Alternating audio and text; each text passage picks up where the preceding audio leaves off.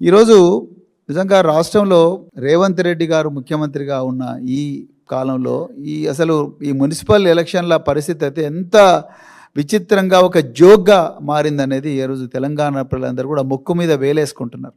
మీరు చూస్తే ఈ ఎలక్షన్ల ప్రహసనం స్టేట్ ఎలక్షన్ కమిషన్ రాష్ట్ర ఎన్నికల సంఘం రాజ్యాంగబద్ధంగా ఏర్పడ్డ సంస్థ మున్సిపల్ ఎన్నికల నగారా మోగిస్తుంది. కేవలం 3 రోజుల ముందర, ఒక రోజు ముందు నోటిఫికేషన్ వస్తుంది, నోటిఫికేషన్ షెడ్యూల్ విడుదలవుతుంది, నోటిఫికేషన్ షెడ్యూల్ విడుదలవుతూనే ఇక మరుసటి రోజు నుంచే నామినేషన్స్.